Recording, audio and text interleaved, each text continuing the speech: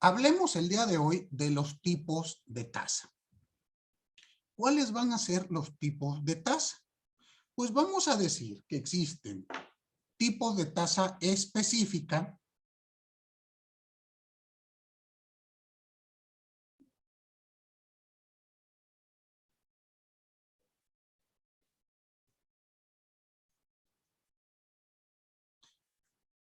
o porcentuales.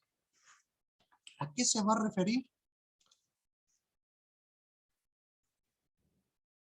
¿Oh?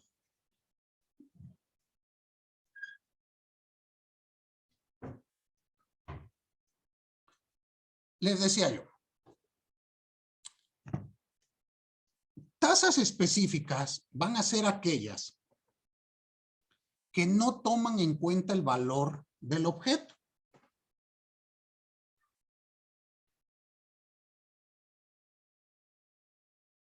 Y esta vamos a decir que es como que la menos empleada.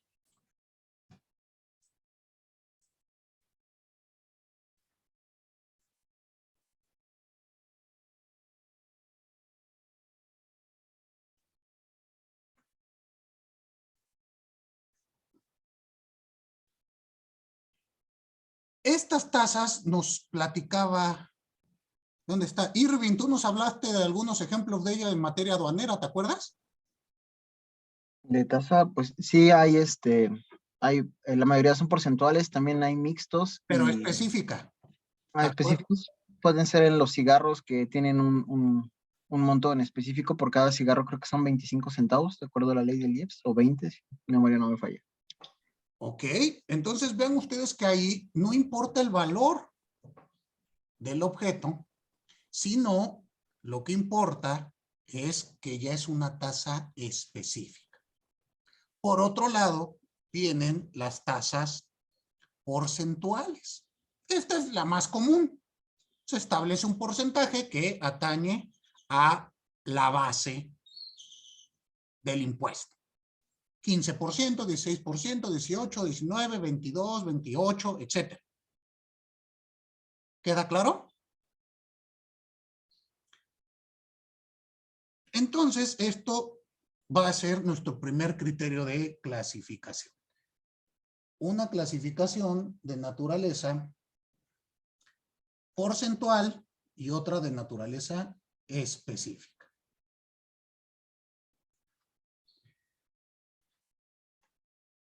Ahora bien, vamos a tener tasas fijas y tasas variables.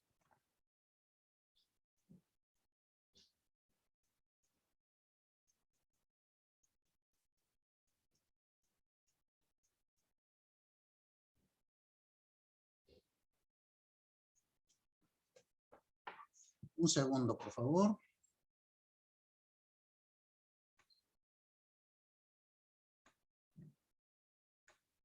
Ya, perdónenme.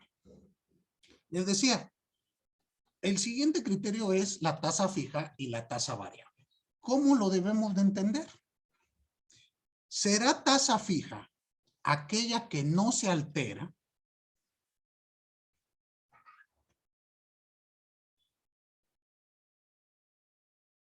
¿Y permanece siempre igual?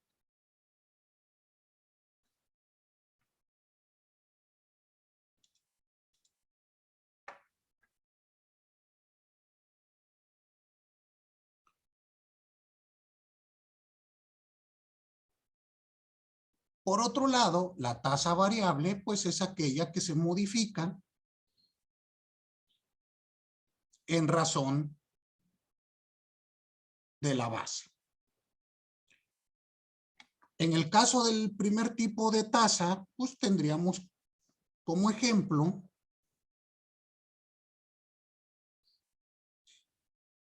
lo que conocemos como el impuesto al valor agregado, que ya saben ustedes que es una tasa fija.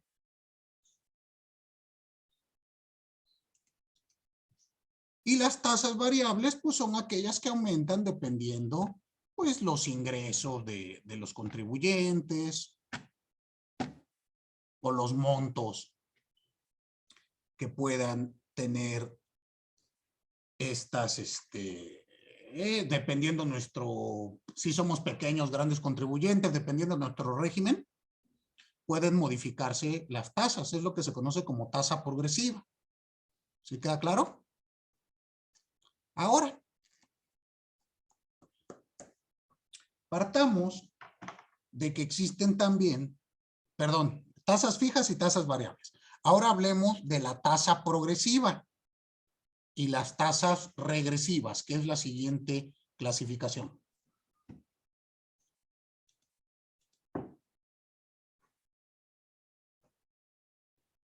¿Cuáles son las primeras?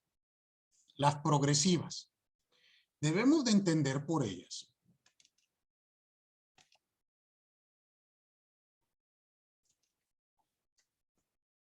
aquellas que aumentan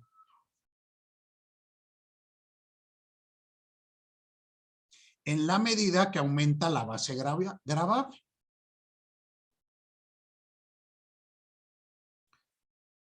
Por ejemplo, el impuesto sobre la renta.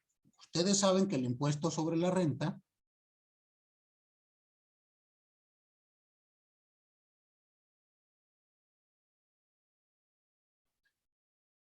vamos a modificar nuestra tasa dependiendo los ingresos que percibamos. Ya ven que van aumentando. A esto, pues, ustedes van a entenderlo como progresivo. A mayor base o mayor ganancia, pues mayor será el porcentaje de impuestos que se deba de pagar.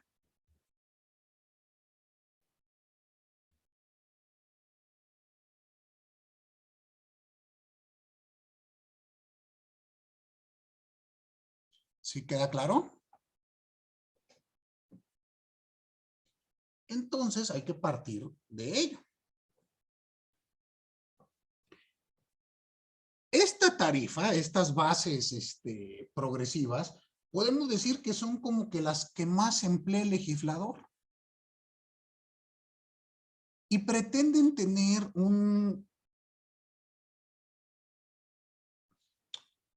criterio, vamos a llamarlo de justicia equitativa. El que gana más, paga más. El que gana menos, paga menos. Damos un trato igual a los iguales y uno desigual a los desiguales, más o menos. ¿Están de acuerdo? Parece lógico que si yo gané, voy a inventar, 3 millones de pesos, pues tenga que pagar un porcentaje mayor que Leonel, que ganó 500,000 pesos. Sí, Leonel, dime. ¿Por qué 500 vas a preguntarme? Sí, oiga, pues que estábamos pobres. No, no, ya. Tengo una duda ahorita que hablamos de exactamente de estas clasificaciones de la tasa. Vimos de tasa porcentual y específica. Pero la tasa específica sí está expresada en una cantidad en la tasa específica, o me estoy equivocando. No, sí está establecida en una cantidad. O sea, te puede decir, nos decía hace un segundo Irving que en el caso de los cigarros, cada cigarro paga N cantidad. Te voy a inventar, 10 centavos por cigarro. Está establecida la cantidad en ley. Los IEPS también manejan a veces, en algunas ocasiones, ya cantidades específicas. No recuerdo. Pero sería tasa, bueno, es que no sé si me estoy confundiendo. En la clasificación o dentro de los elementos habían algunos que decían tasa o cuota. Bueno, para que no te confundas, hablemos, se conoce como sinónimo tasa o cuota, pero para más sencillo, yo me lo explico más sencillo, tasa. La tasa, para mí, siempre imagino un porcentaje o una cantidad en específica. Eso va a ser. La tasa Sí, es que ahorita, podrá ser fija o podrá ser progresiva. sí, sí, sí, sí. Es que me había hecho un poco ruido. Ahora sí que acordándome de lo de antaño que habían dicho cuota, entonces dije, me hizo ruido por eso, pensando que la tasa regularmente la referimos en un porcentaje, o la mayoría de las veces. No, no, no, no. Aquí te digo, bueno, sí hay una gran cantidad de impuestos que se establecen con una tasa fija o con una tasa porcentual. Sí tenemos que partir de ellos sin lugar a dudas, pero hay que entender que no son los únicos. O sea, puede haber diversas circunstancias que permitan modificar este aspecto. Entonces, nuevamente, base o tasa, yo soy la idea, bueno, que te vayas por el tema de quitarte la idea de cuota,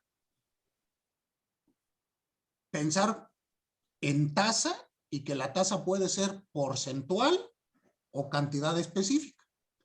Y este porcentaje o cantidad específica aumentará si estamos hablando de una progresiva o puede disminuir si hablamos de una regresiva. ¿Queda claro? Sí, profesor. Muchas gracias. No, para servirte. Ahora,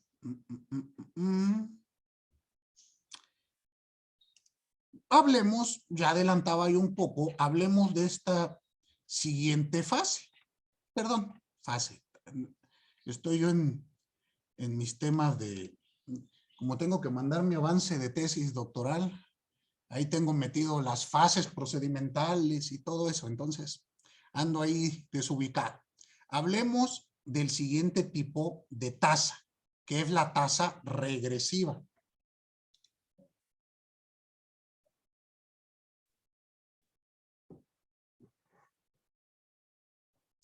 ¿Cómo debemos de entender esta tasa regresiva?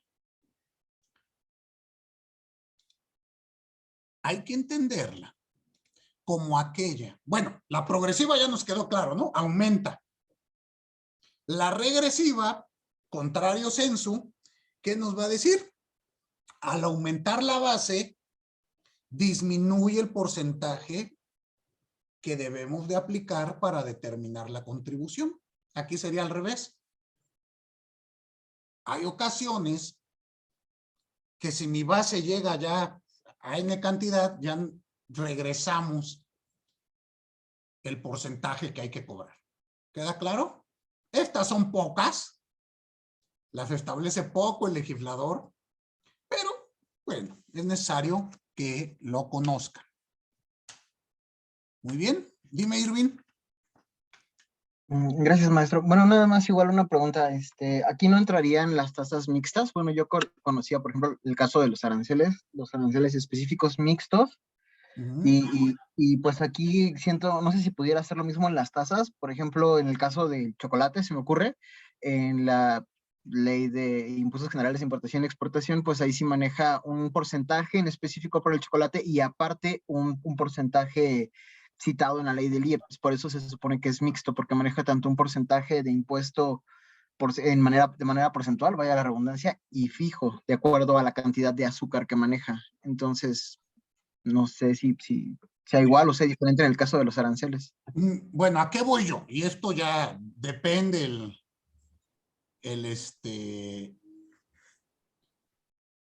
el autor que tú leas, que tú analices, normalmente, desde el modo que yo tengo de ver el derecho, hablar de cuestiones mixtas no me parece adecuado. Van en contra de la lógica, propiamente del principio de identidad. Una cosa es o no es, no puede ser y no ser al mismo tiempo. Cuando tú me dices algo es mixto, me estás diciendo pues es y no es. Yo lo que entiendo en estos procedimientos que tú me señalas, entiendo que se están aplicando dos tipos distintos de tarifas. No es una mixta, sino estamos aplicando dos. Uno porcentual y otro fijo.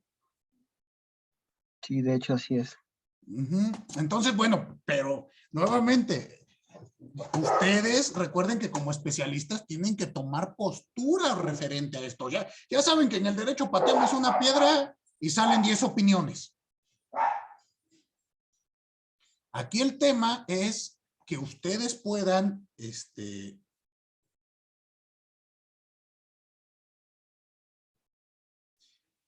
pues decidir y sustentar por qué sí y por qué no. Esto que yo les platico de lo mixto, lo aplico en toda mi teoría del derecho. Entonces, yo no acepto sistemas procedimentales mixtos. Yo no acepto sistemas de valoración de las pruebas mixtos. Todo lo que suene mixto, no lo acepto. Por la explicación que les acabo de dar. Justo estoy terminando de leer un pequeño artículo de Immanuel Kant respecto de los principios cognitivos lógicos y propiamente habla de este principio de identidad. Entonces, bueno, ahí ya va en posturas. Muy bien, Irving, pero yo te doy los elementos de acuerdo con la lógica formal, incluso el propio Hans Kelsen en su libro de lógica normativa establece que no es adecuado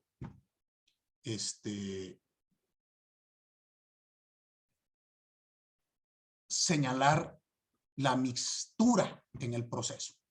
Bueno, en la norma jurídica.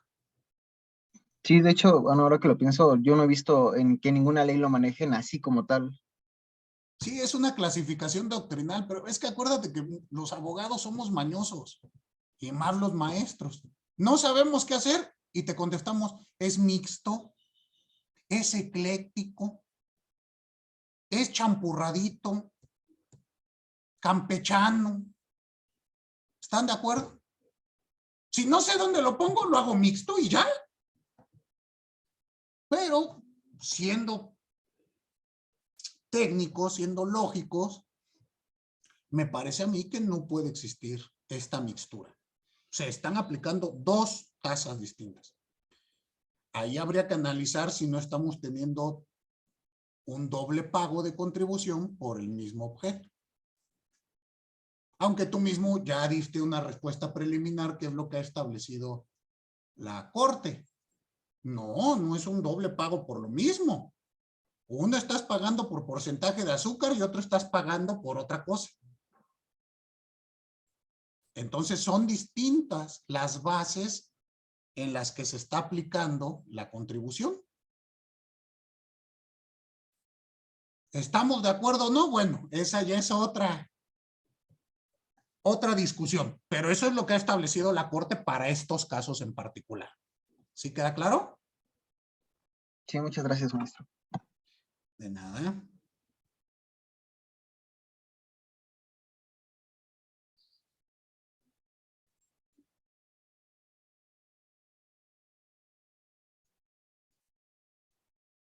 Ahora bien, ya que analizamos estos elementos denominados materiales u objetivos, tenemos que analizar los elementos subjetivos de la contribución.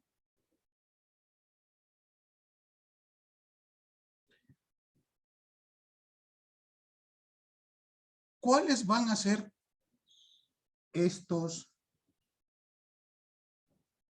elementos?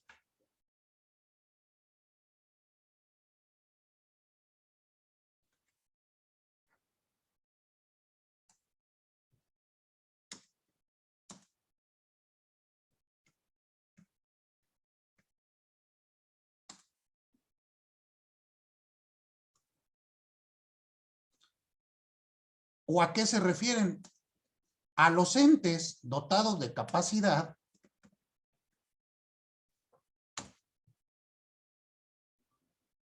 para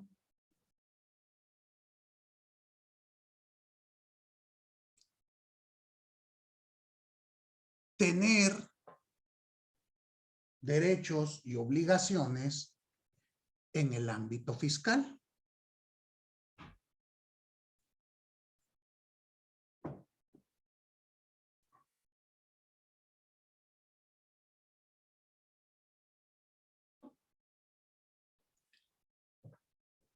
¿Y cómo lo vamos a dividir?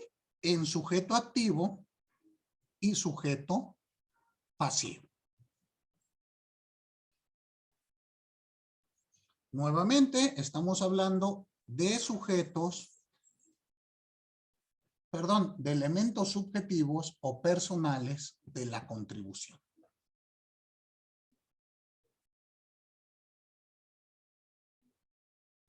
El primero de ellos es el sujeto activo.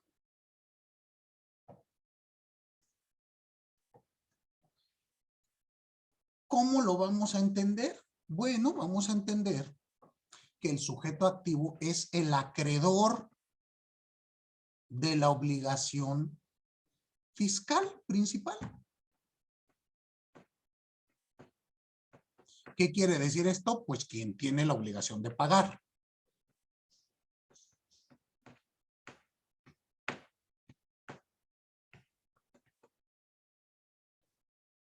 ¿Sí queda claro? Ahora, hablemos un poquito más de ellos.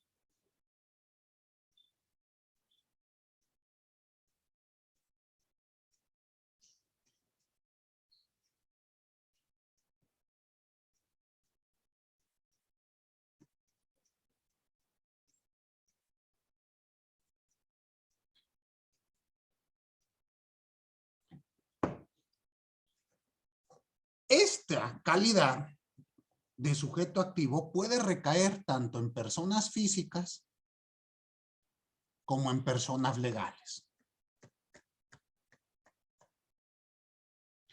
Y en personas legales puede ser personas legales públicas o personas legales privadas. ¿Sí me explicó?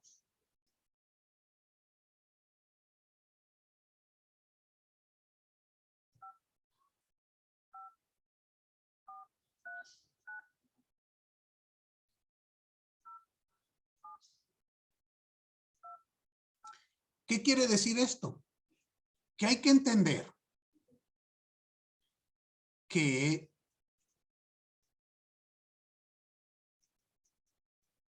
el sujeto, el acreedor del crédito fiscal, lo puede ser también el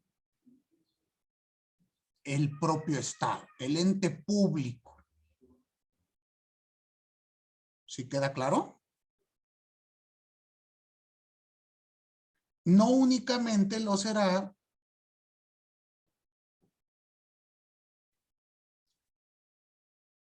el sujeto privado, la empresa, sino que puede ser una empresa pública, pues tiene que pagar sus impuestos respecto de las ganancias. ¿Están de acuerdo? Ejemplo, Pemex Exploración tiene que pagarle impuestos a Hacienda. No sé qué otro ejemplo me pueden dar.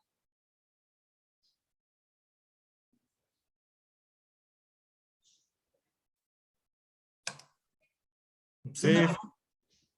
CFE.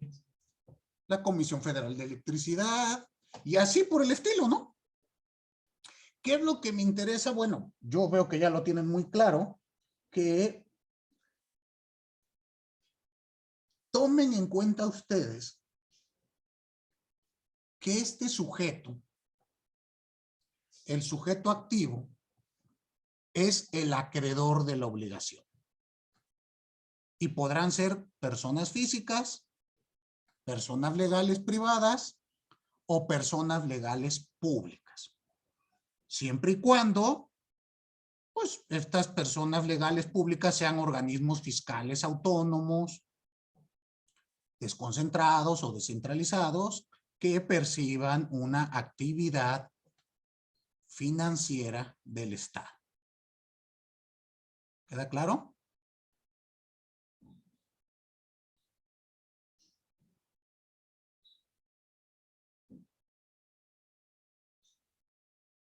Ahora,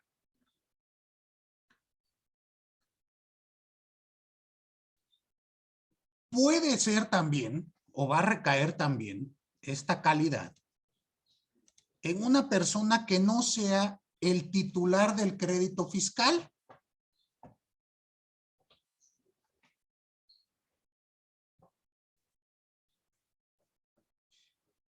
Pero no obstante,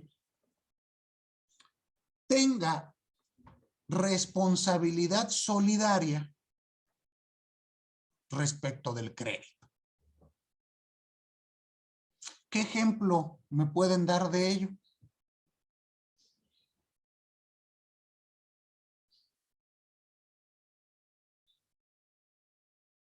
¿Pueden ser los representantes legales de las empresas? Pero el representante legal no es, bueno, corrígeme si estoy yo en un error, no es responsable solidario del crédito fiscal, ¿o sí?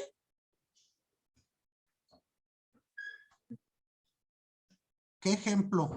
Una contribución que vimos que es tripartita. Las cuotas obrero-patronales.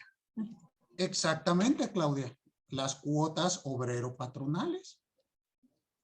¿Quién es responsable solidario? Pues son tres personas, ¿no? El patrón, el gobierno y el trabajador. Y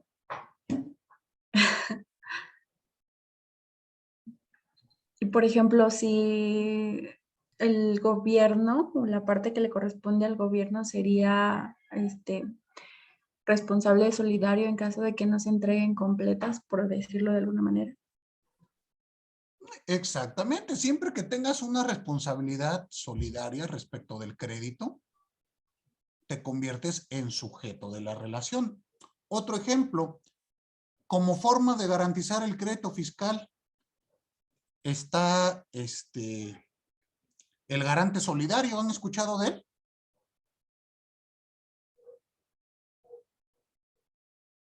¿O no? Un tercero que se comprometa a pagar el crédito fiscal en caso de que, en este caso es para personas físicas, no cumpla con su pago del crédito fiscal, siempre y cuando no, bueno, te dan algunos límites para el crédito fiscal y cómo lo debe de garantizar este tercero. En dado caso de que se pierda el juicio de nulidad o el recurso de revocación, se puede hacer válida la garantía en contra de este sujeto. Un tercero solidario obligado. ¿Queda claro? A su vez, también va a existir como sujeto activo aquellos que se dan tratándose de contribuciones en las que exista coordinación fiscal, ya sea por convenios de participación o por el fenómeno de la autorización en la coordinación fiscal. ¿Qué quiere decir? Pues que hay ocasiones, ya lo hemos platicado previamente, donde la autoridad local cobra impuestos federales. Bueno, pues pasa lo mismo, pues si cobra un impuesto local, perdón, federal y no entrega el completo, pues ¿quién será el responsable y solidario?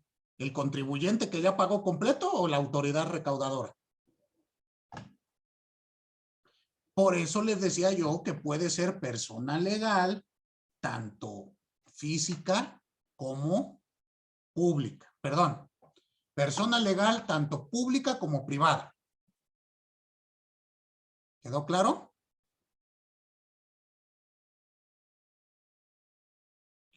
Muy bien. Ahora, piensen ustedes lo siguiente.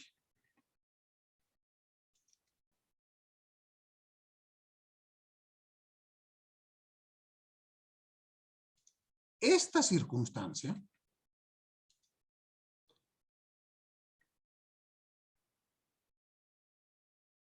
debemos de pensarla estos dos primeros supuestos. Un responsable solidario que no es el titular del crédito fiscal. El primer supuesto es quien es el titular del crédito fiscal, quien tiene la obligación directa. Veamos un tercer supuesto.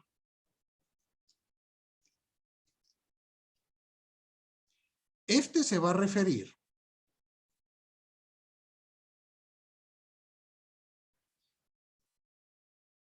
a aquel sujeto activo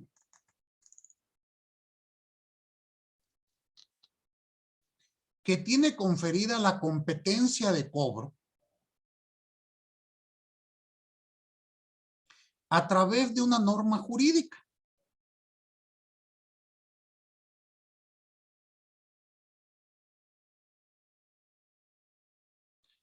Y en virtud de ello, se encuentra obligado a enterarla al fisco federal. Aquí ya no hablamos de convenios de partición ni de representación del artículo 4 Código Fiscal de la Federación, sino aquí ya hablamos de una autorización expresa en ley específica. ¿Queda claro? Y en virtud de ella, bueno, pues también el sujeto se encontrará obligado solidariamente al pago de la contribución. Pasemos ahora a hablar del sujeto pasivo. Dime, Irving. Perdón, maestro. Bueno, aquí me surgió la duda respecto a este último ejemplo que dio. Si pudiera caber aquí, digo, igual, bueno, cuando salí de la universidad, la primera, hice mi servicio en el Banco de México, entonces conozco un poquito de la ley del Banco de México. Y en la parte de la Dirección General de Recursos Económicos, hay un supuesto cuando se esclarece una licitación y todo, en el caso de que hubiera, obviamente, bueno, todos sabemos que el Banco de México es autónomo, ¿no? Un organismo autónomo, pero la única forma de que pudiera auditarse, esclarece en su propia ley, es que la Cámara de Diputados en particular, pues, llame al gobernador del banco a esclarecer en específico por alguna licitación en particular que no se haya, pues no se ha esclarecido del todo. Entonces no sé si pudiera aplicar en esta parte que habla de un sujeto en específico que tiene que comparecer contra una autoridad, o a lo mejor estoy mal yo, nada más quería. Bueno, pero es que ya estamos hablando de facultades diversas. Es decir, aquí entiendo yo por cuestión de auditoría, pues van a revisar el ejercicio del presupuesto público que hizo este órgano autónomo. Pero, pues eso no tiene relación en el campo fiscal. Porque en el campo fiscal, no sé, ayúdenme usted que conoce mejor Banco de México, pues, ¿qué tipo de contribuciones serían las que pagaría? No sé. Bueno, las únicas que pagas con las importaciones de los billetes, eso sí le puedo decir. Las normales, IVA y IEPS, o sea, esas sí las paga. Ok, pues si llegase a incumplir en el pago de esas contribuciones, sí sería un problema fiscal, pero tendría el carácter de sujeto de acreedor. Ok.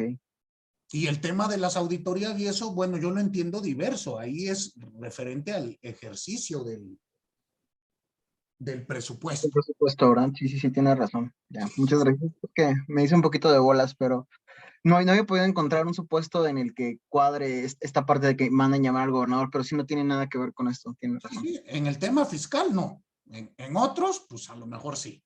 ¿Vale? Ahora bien, decía yo, pasemos al sujeto pasivo. En el sujeto pasivo, ¿qué vamos a tener? Igual, 3 supuestos. ¿Quién es el sujeto pasivo? Aquel encargado de recaudar.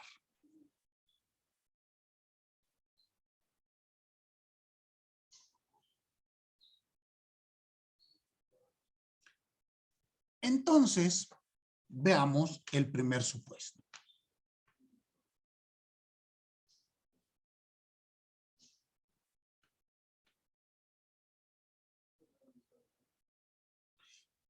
Perdón, les dije no de recaudar, de pagar. El sujeto pasivo es el que paga, el sujeto activo es el que recauda. Yo se lo estoy diciendo al revés, disculpen. Sujeto pasivo es el que va a pagar, el deudor de la contribución. El sujeto activo es el acreedor de la contribución, si no, no nos vamos a entender. Ahora sí, teniendo en cuenta esta división, pues vamos a decir que el primer supuesto se refiere al sujeto que está legitimado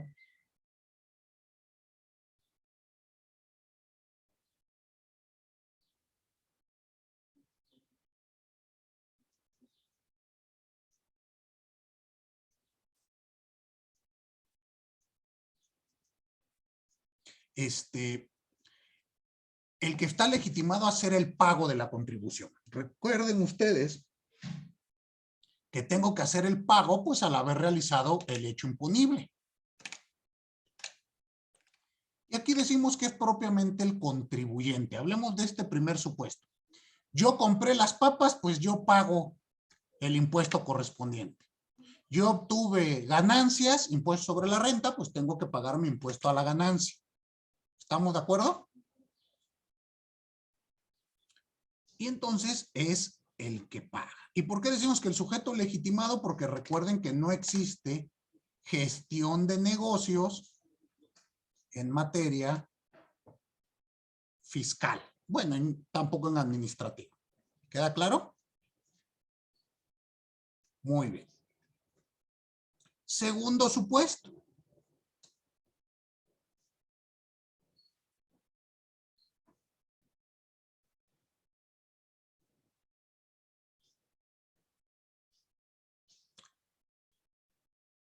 Hablemos de ¿quiénes más están legitimados a hacer el pago? Bueno, pues estarán legitimados a hacer el pago aquellos a quienes la ley les impone la obligación solidaria de efectuar pago de contribuciones. Y en este caso tenemos a los retenedores que conforme al artículo 26 del Código Fiscal de la Federación, pues nosotros sabemos que son responsables solidarios. ¿Quién de ustedes me da un ejemplo de retenedor?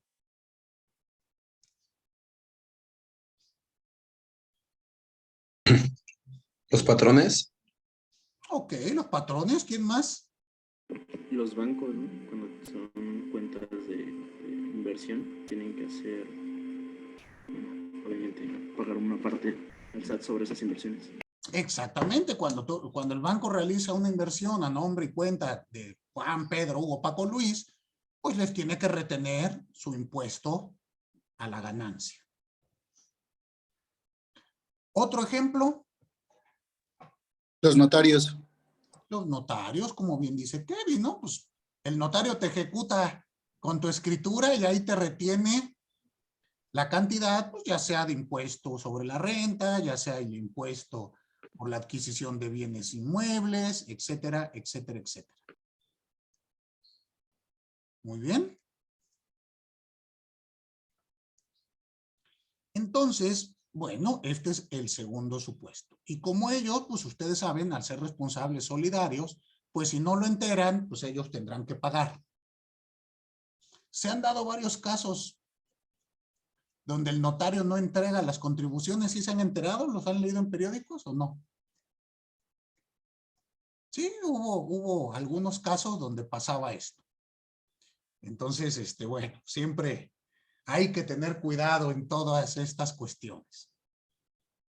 Porque a veces nuestra escritura puede incluso ser nula. Muy bien. Veamos el tercer supuesto.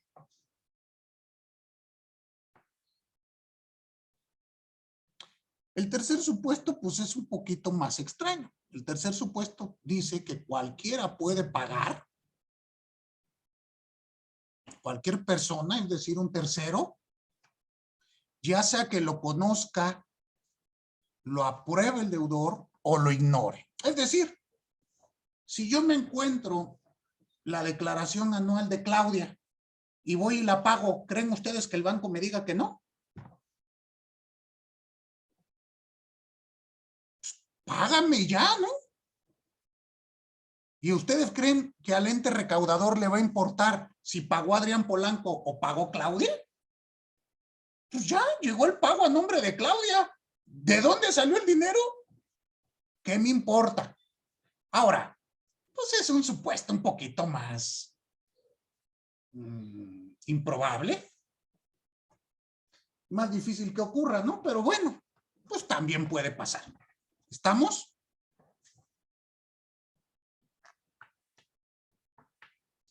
Ahora, veamos el siguiente elemento estructural. Este se refiere a los elementos materiales.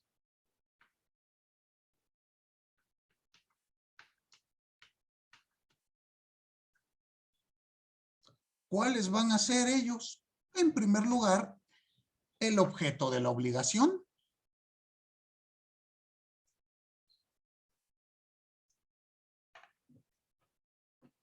¿Cuál es el objeto de la obligación en materia fiscal? Pues, por regla general,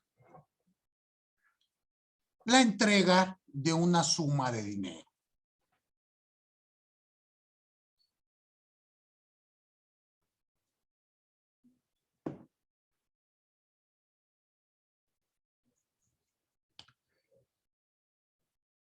Esta suma de dinero, pues, bueno, tiene que pagarse en moneda nacional, por regla general, y hay excepciones que permiten en moneda extranjera, pero bueno, la generalidad es que el objeto de la obligación tributaria principal, pues es la entrega de una suma de dinero que hace el deudor de la contribución al acreedor de la misma.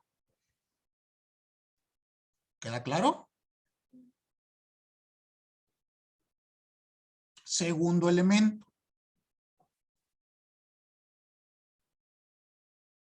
La identidad de pago.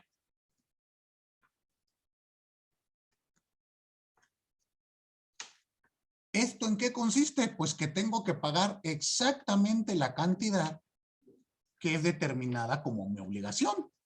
Si pago más, es boleto mío, ¿están de acuerdo? Y si pago menos, también, porque voy a tener crédito fiscal y del adeudo tendré, bueno, generará multas, actualizaciones, recargos y demás. ¿Queda claro? Tercer elemento.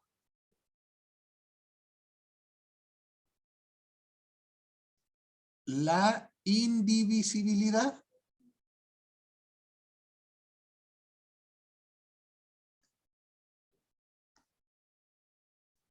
¿A qué se refiere este elemento? A que la obligación fiscal no se va a considerar satisfecho sino hasta que haya sido pagada en su integridad. Es decir, si yo hago un abono, pues no se me tiene por cubierta mi obligación, mi crédito fiscal, y como ustedes ya saben, generará recargos. Incluso, ¿qué pasa con este abono o este pago en abonos que hago? ¿A dónde se va a pagar? ¿Cuál es el orden? Ya se los había dicho. ¿Se acuerdan?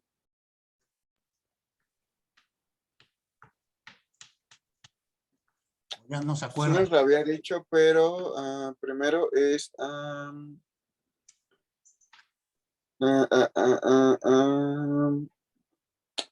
primero va a la multa, los gastos de ejecución, la actualización, espérame, no, me falta uno. Recargo y capital. Ok, a ver, ¿quién más se acuerda? Lisbeth, ¿usted recuerda? ¿Usted qué diario ve esto? Ay, es que tengo mi tablita, entonces aquí no la tengo. Ujú. ¿Pero no se acuerda el orden? Siempre primero va a los gastos de ejecución. Está, de hecho, viene en el artículo 20 del Código Fiscal. Ahí viene la forma en la que se va a, ¿cómo se llama? Aplicar al crédito, el pago. Exacto, pues si son tan amables, abran el 20 del Código Fiscal de la Federación, saquen su plumón verde perico y subrayenlo para que ya no se les olvide. ¿Quién? Bueno, yo aquí tengo que es primero, bueno, no había dicho que era gastos de ejecución, si quiere lo pongo. Usted había dicho que era accesorios, luego multa, luego actualización, luego a los recargos.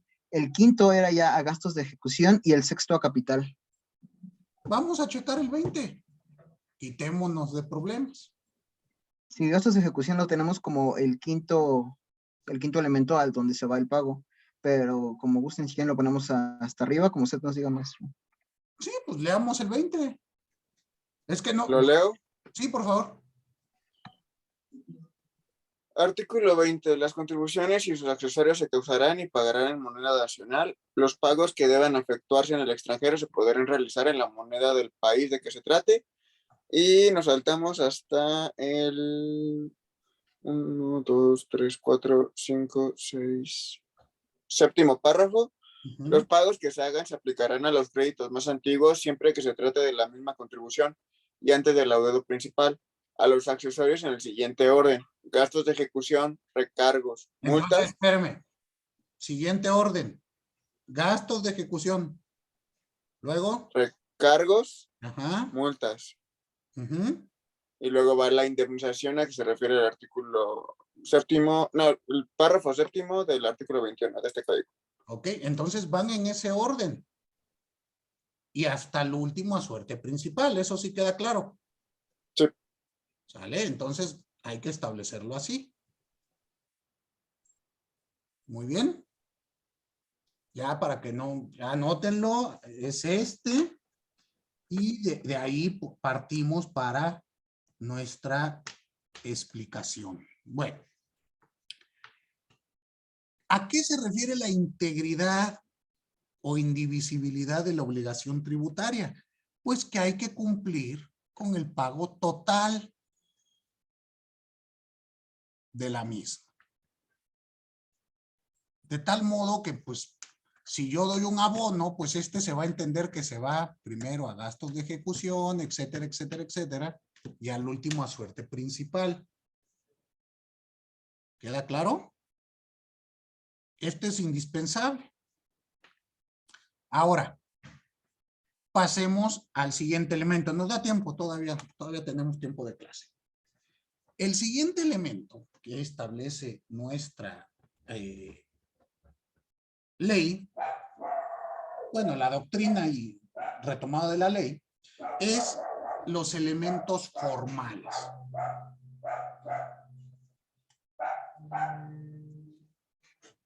¿A qué se refieren los elementos formales de la obligación? Pues, ¿cuándo, cómo y dónde voy a pagar? En primer lugar, ¿cómo va a hacerse el pago? Pues ya lo escuchamos. Lo dice el propio 20 constitucional, lo acaban de leer ustedes. ¿Cómo debe de realizarse el pago?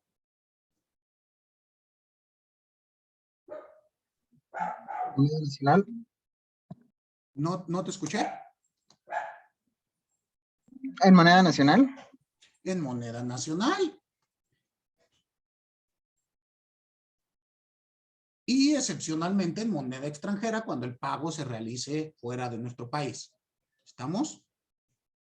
Pero hay que entender que se tiene que pagar en moneda extranjera. Les pregunto, ¿en efectivo?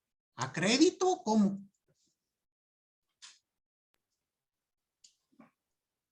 Pues hemos visto que es en efectivo, puede ser en efectivo o también con cheque, ¿no?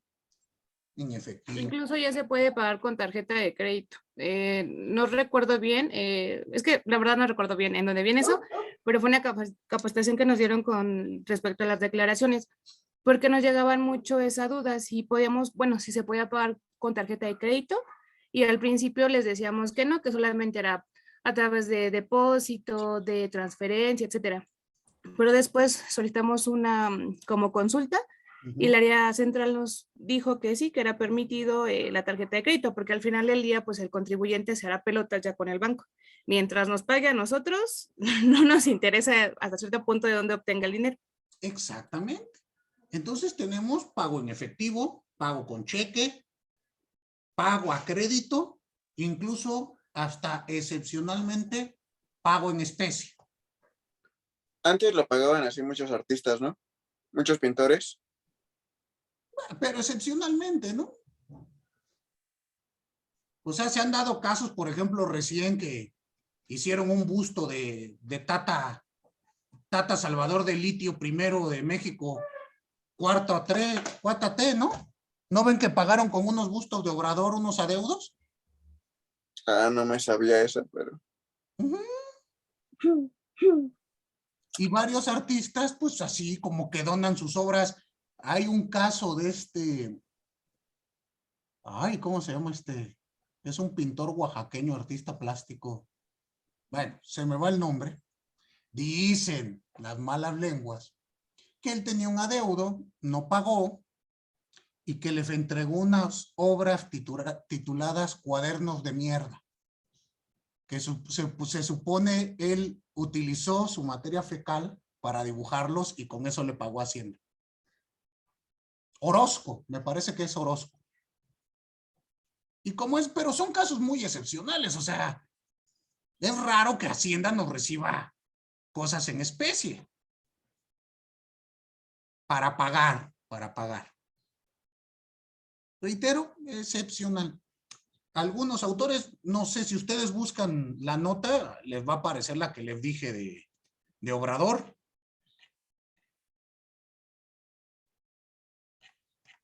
Sale, pero... Maestro, cuando es especie, ¿tiene que ser mediante autorización previa de la autoridad competente? ¿O Mándeme.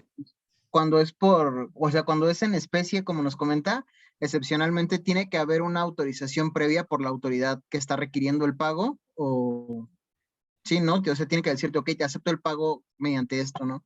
Sí. Tiene que haber una autorización, sí, obvio, donde el sujeto activo acepta esa circunstancia. Si no, nunca va a acontecer. Entonces sí, es forzoso. Pero reitero, bueno, se dan ocasiones, se dan supuestos, no son muy comunes, sino piénsenlo ustedes como excepcional. ¿Qué es lo común? Pago en efectivo, transferencia, cheque, crédito. Hoy en día, pues ya poco a poco más el crédito. Pero es que hasta conviene con crédito. Mejor intereses bancarios a intereses al SAT. Prefiero deberle al banco que al SAT. Pues yo prefiero no deber, pero... Ah, bueno, sí, pero Si que hablamos de... Si hay que elegir, pues quién sabe, no sé cómo anda el costo. De hecho, el interés es más bajo con el SAT que con los bancos y estar muy el contribuyente normalmente piensa eso, que es mejor deberle al banco que al SAT y realmente no es porque trabaje ahí, pero el interés es muy bajo a comparación de lo que cuesta un crédito bancario. Es lo que le iba a decir, porque si ustedes revisan el costo anual total, pues a veces son bastantes, y aparte te cobran interés sobre interés y y cosa y media a los bancos. Interés sobre interés ya no. Sí, ¿cómo no? ¿Interés sobre interés? Claro que lo cobran. Bueno, pero si no es una deuda arriba de 1 millón o algo que sí pueda ser peleable, yo creo que pues el SAT sí te puede embargar el banco. Si no es una deuda tan grande, no le conviene. Pues ya son cuestiones de ver, ¿no? Pues, si dicen, pues me le escondo mejor al abonero, al de la moto del Coppel que al ejecutor del SAT, pues ya hay que ver con cuál de los dos quieren pelearse, pero pues de que ambos te pueden iniciar procedimientos, pues ambos. No, pero interés. Pero bueno. Eh. Dime. ¿No me ibas a decir algo, Leonel?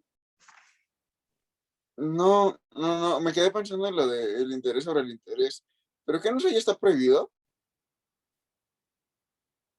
Tu súper tremenda HHH, Suprema Corte, realizando una ponderación de derechos en 1994, lo declaró legal, bonito, precioso e incluso obligatorio para los bancos. Hay jurisprudencia. Cuando previamente en 1993 lo había declarado inconstitucional. Ajá, es que me acuerdo de eso. ¿Qué te vas a acordar si ni habías nacido? No, pero lo había visto en clases de mercantil. Eso me acuerdo yo que lo viví. Bueno, pues, eso sí. Fue cuando Cedillo modificó toda la configuración de la Suprema Corte. Cambió y se hizo ese cambio de paradigma. Precisamente fue en el 94, 93, 94. ¿Y qué fue lo que se dijo en esta segunda? Y así lo titula, así inicia la jurisprudencia. En una nueva revisión, o sea, no le habían cambiado una coma al artículo, pero ya volviéndolo a leer, ahí dice que sí se puede, porque en un inicio se había prohibido, es la tesis sobre el anatocismo.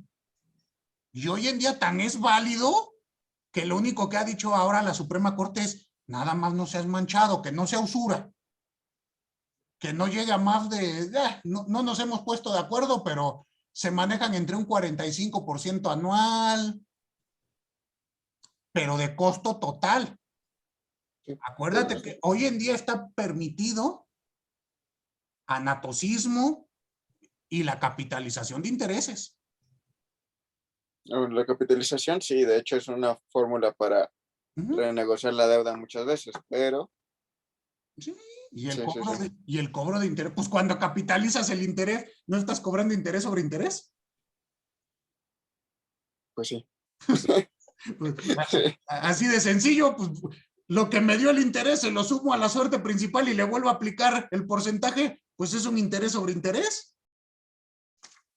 Y es completamente legal, bonito y hermoso.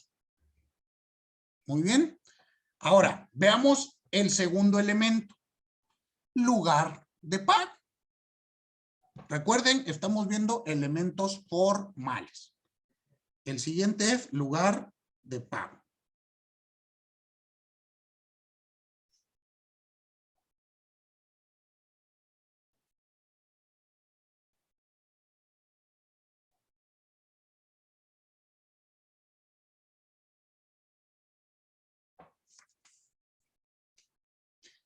El lugar de pago, pues, hay que entender que se va a realizar directamente ante las instituciones financieras.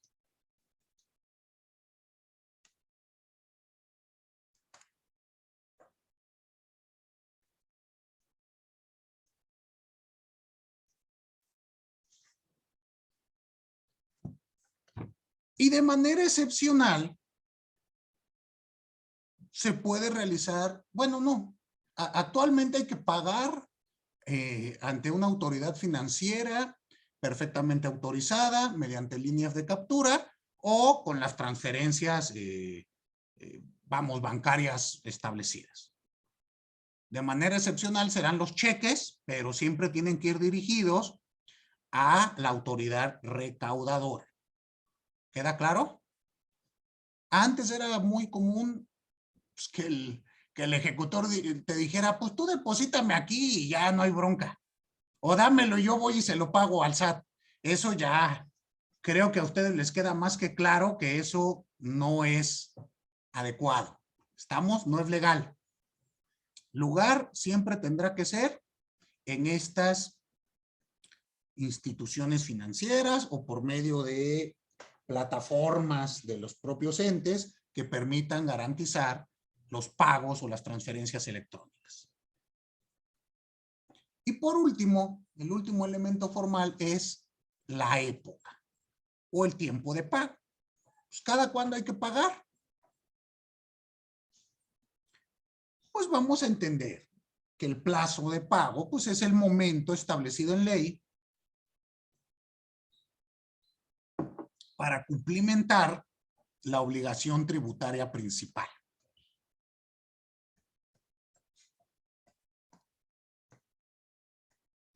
Y aquí, pues, vamos a leer el artículo 6º constitucional en su fracción primera. Perdón, el 6º del Código Fiscal de la Federación. ¿Quién me ayuda a darle lectura?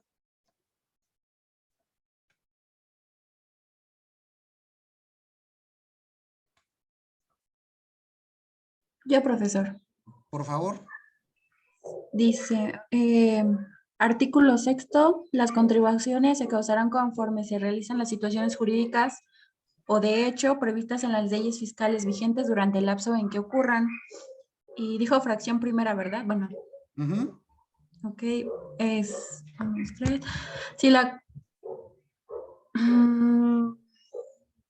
Si la contribución se calcula por periodos establecidos en ley y en los casos de retención o de recaudación de contribuyentes, los contribuyentes, retenedores o las personas a quien las leyes impongan la obligación de recaudarlas, las enterarán a más tardar el día 17 del mes calendario inmediato posterior a la determinación del periodo de la retención o de la recaudación respectivamente. Ahí tenemos un primer supuesto. A más tardar al día 17 del mes en el que se realizó el hecho imponible. ¿Estamos? Y siguiente fracción, por favor. En cualquier otro caso, dentro de los 5 días siguientes al momento de la causación. Y son nuestros dos plazos. Al día 17 o 5 días posteriores a que se dio el hecho imponible. Está sencillo esta, ¿no? Entonces, bueno, pues ahí tenemos todos estos, obviamente refiriéndonos a pagos provisionales de contribuciones, y ya sabemos que el definitivo, bueno, pues se realizará dependiendo si eres persona física o persona moral, hasta el último día, ya sea de marzo o de abril. ¿Estamos? Por cierto, ¿ya pagaron sus impuestos o todavía no? Dice Leonel, no, hombre, maestro. Si para eso estoy aprendiendo fiscal, para no pagar. ¿Dudas hasta aquí? ¿Ninguna? Bueno, el siguiente tema ya no da tiempo de desarrollarlo en estos minutos y lo dejamos para la siguiente clase, que es el día lunes.